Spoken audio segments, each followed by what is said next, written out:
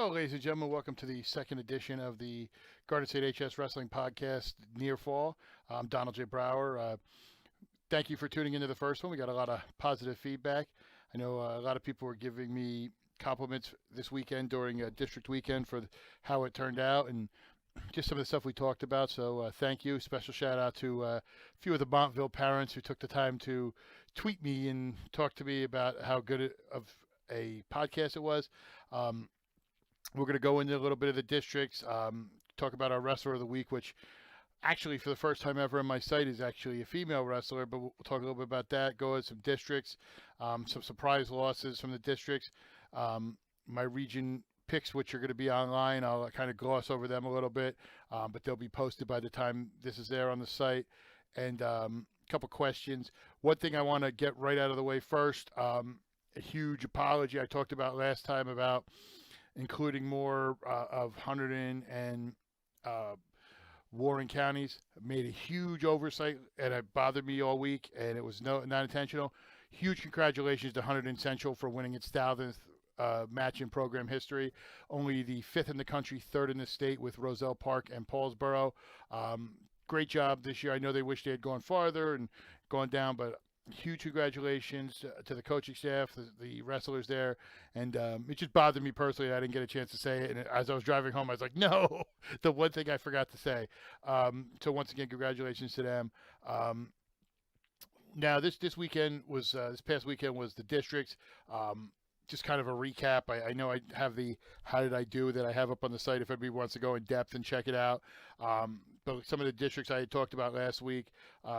District 1, I picked High Point. They actually finished second to St. Joe's Montville, who had some really good representation, including 2 matches. I was actually surprised. We talked about surprise losses. Their wrestlers beat Devin Leibel at 126 and Billy Talmadge at 138, who finished 5th of the state last year.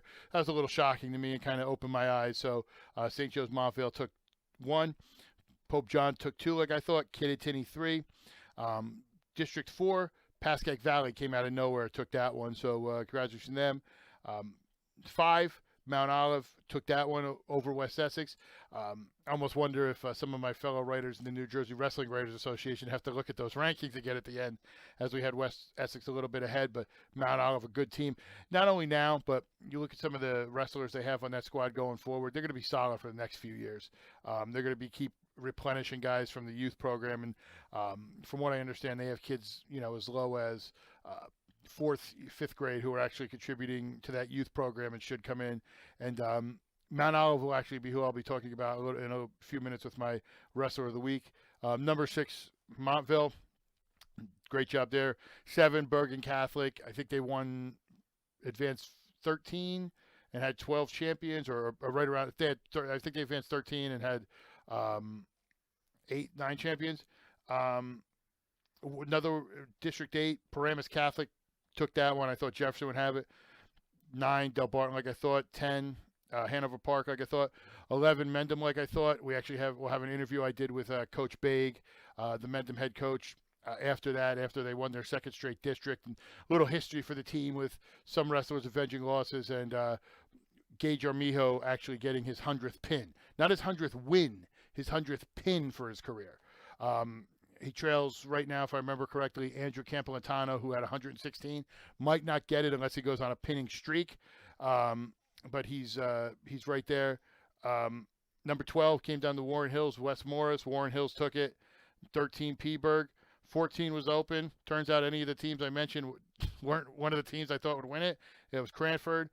And then 18, 19, 20, Hunterdon Central, Del Val, and North Hunterdon, who, once again, as we talked to Coach Ronco last week, advanced 14 to the regions, which, especially for a public school, is a very rare thing. So congratulations to the program. But we talk about a little bit about Mount Olive. I mentioned my my wrestler of the week. First time ever in the site. Usually I stop the wrestler of the week around districts just because the best wrestlers advance, and it's hard to kind of split hairs unless somebody opens my eyes. And that somebody did open my eyes.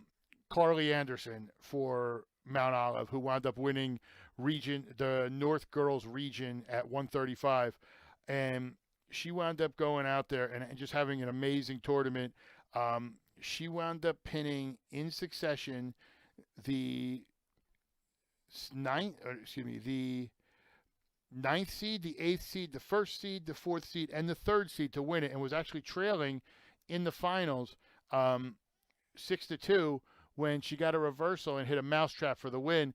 And it was funny because I was talking to her the other day, and the reason she started wrestling, she said, and I quote, "I paid attention to the morning announcements, and I heard that girls could wrestle because I didn't realize there was girls wrestling."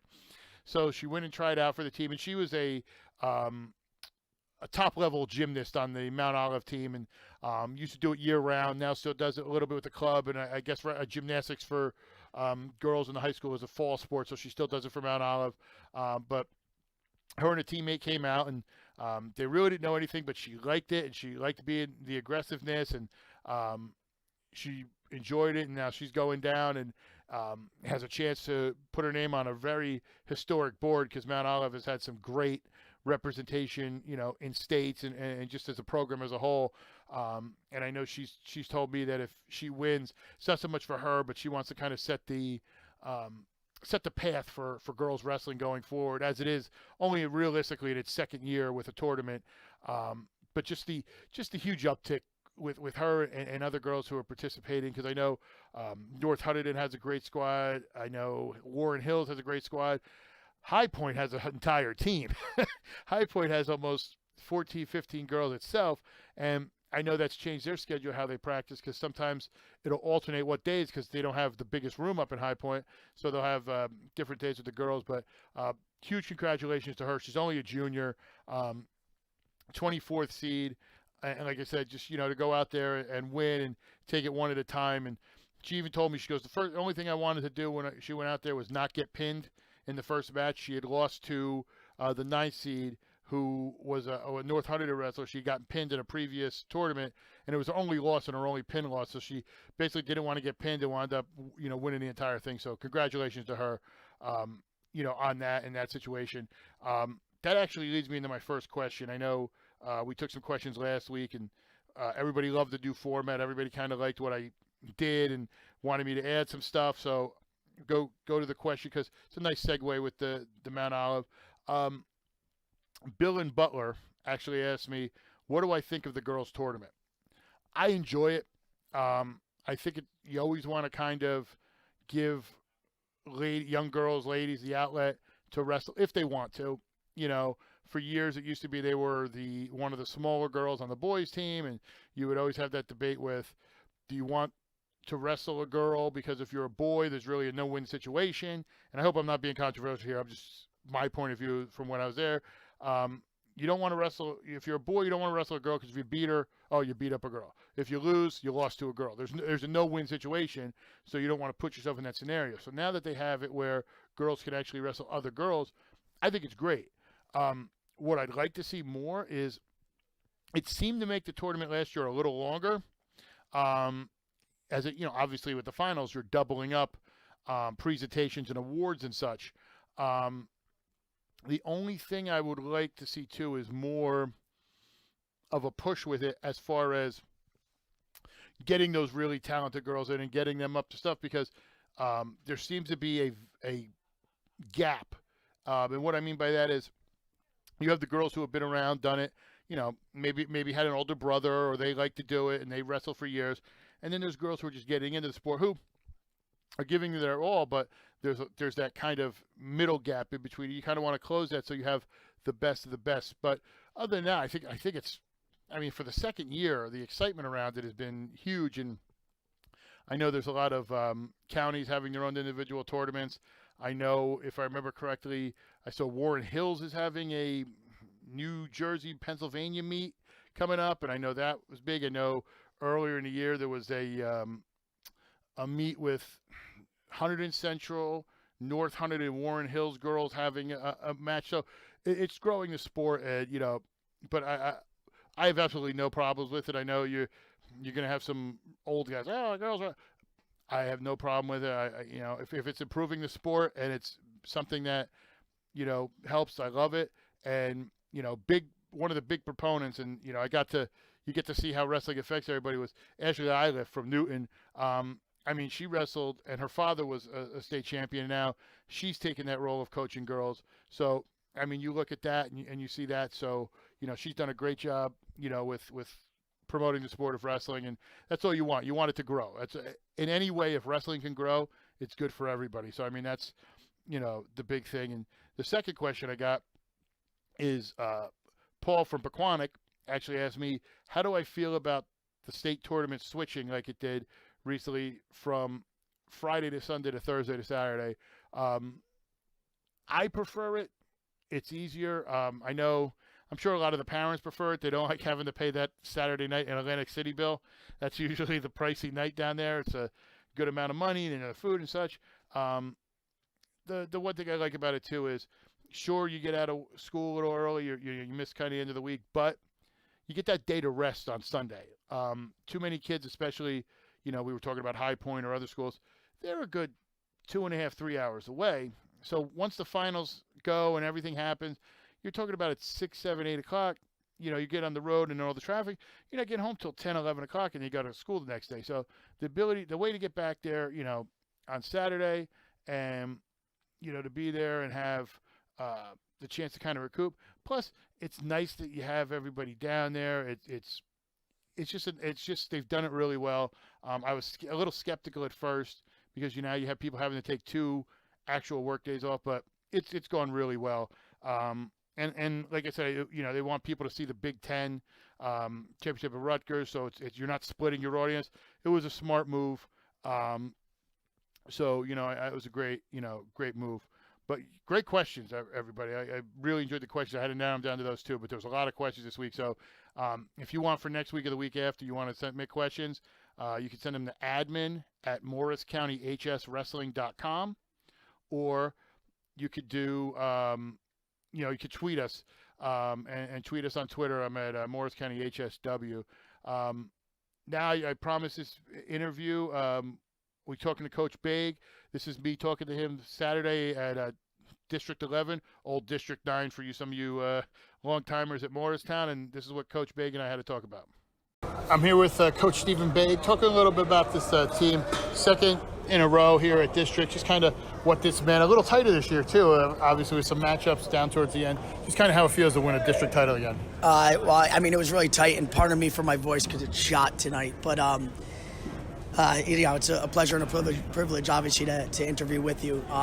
And it feels nice to win it 2 times in a row. Last year it was really tight. It came down to Gage Armijo at the 220-pound bout pinning.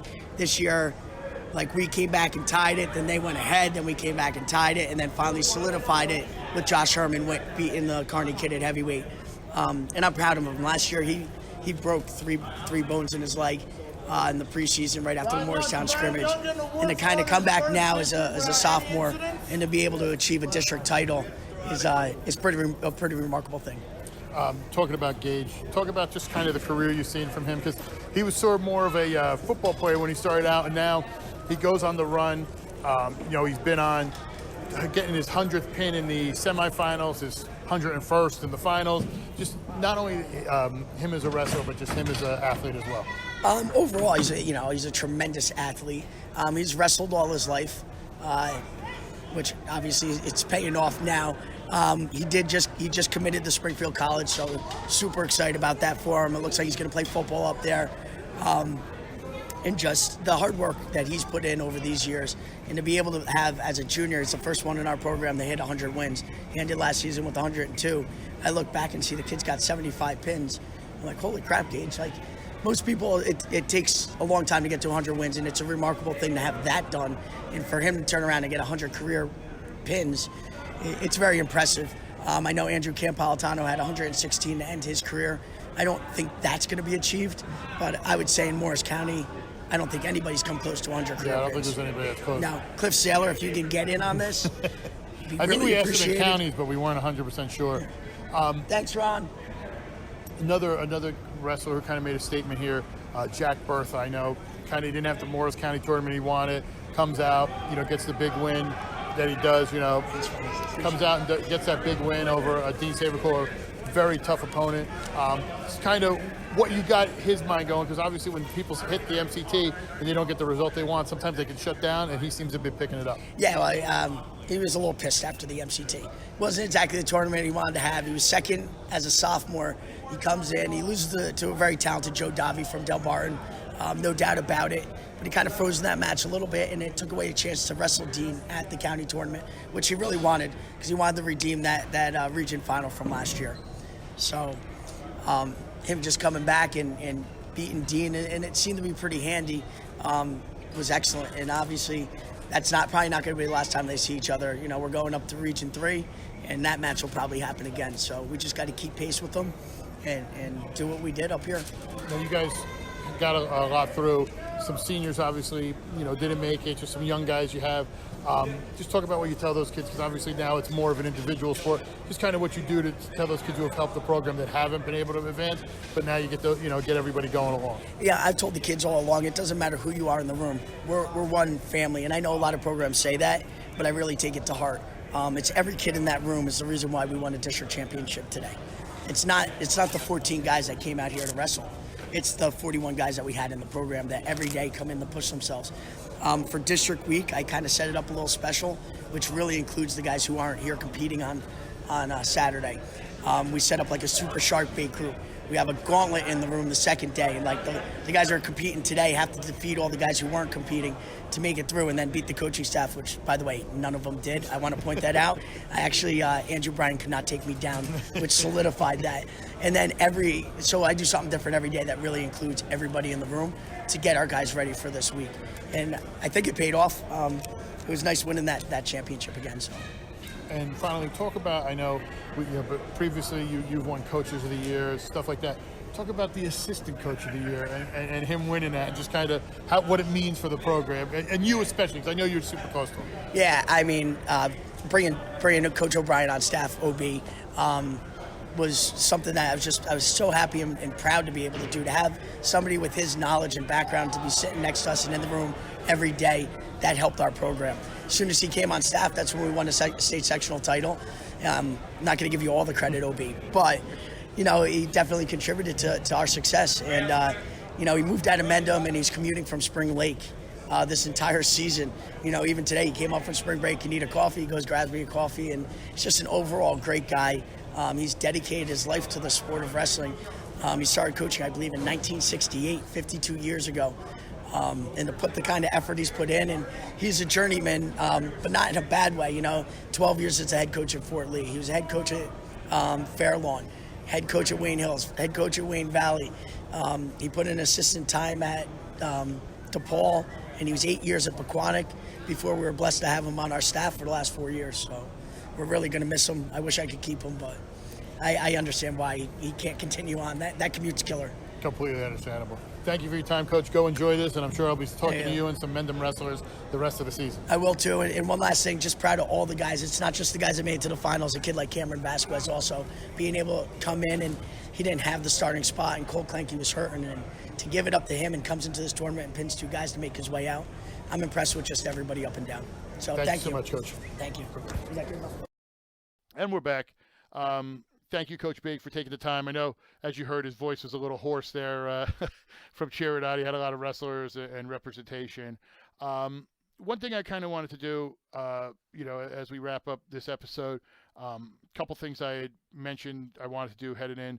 I want to start debates, healthy debates, and see what we could do. So as I cover more of Sussex, Hunterdon, and Warren counties, I've talked about doing the Mount Rushmore, so I'm going to give you guys 4 schools, 1 in each county. You send me your Mount Rushmore, and the best ones, I'll read it on the next podcast. For history's sake, for Morris County, we're going to go with Del Barton. I want to see who you guys think will be the 4 on Mount Rushmore, and it can be flexible. If you want to throw a 5th in there, if you think or you can't debate, if you make a good point, I'll listen to a 5th one. Hunterdon Central, Warren Hills, and I'm going to throw an oldie at you. They haven't had a champion in a while, but they're one of the best programs, Newton. So that's going to be the tough one. But we're going to see the Mount Rushmore. Send them in. We'll talk about that. And on a final note, I wanted to say something. I know a lot of people, there were a lot of wrestlers. We talked about how many started this week and aren't going to be wrestling anymore after this for the seniors. I kind of want to give you guys a message. Don't let this define you. if you guys went out there and wrestled a great match and something happens, it happens. Losses happen. Don't let it affect your career. I know it's hard to say a week after because it's the last taste of your mouth, but look back and enjoy your career. If you went out there and you gave it your all and you busted your ass and you went out there and you made the weights and you made the drives and you got in the early mornings, get up, this week, next week, surprise your parents, take them out to breakfast, because your parents are the ones who, when you were younger, were running you around and bringing you to these matches and driving you there and helping you get to where you want it to be in this sport. And if you want to continue in college, that's fine. If this is it for you, just understand that, you gave it your all. You may not be wrestling for a state championship, but know that you were noticed and know that people are always going to, remember the things you did in your program, and know that the local people especially are going to, remember what you did and feel proud about what you did on the mat, because it takes a special person, to go out there. Because in football and other sports, you could go out there and be a part of a team and hide. For you to be a wrestler and go out there one-on-one and basically have the nerve to go out there and go through the grind and go through the practices and such, and to be there, you get my respect for that, just for going out there. So I want to thank you seniors who I've been covering for all 4 years and who are moving on. Please don't take anything that happened as the be all end all. That's how it happens. It advances, and like I said, you guys did a great job, and you should be proud of what you did. But once again, another great podcast. More, like I said, you want to send in some questions, admin at Morris County HS Wrestling. I'm on Twitter at Morris County HSW. Another little surprise, if you guys want, we are actually in talks with a couple counties of expanding the coverage in the next year or so.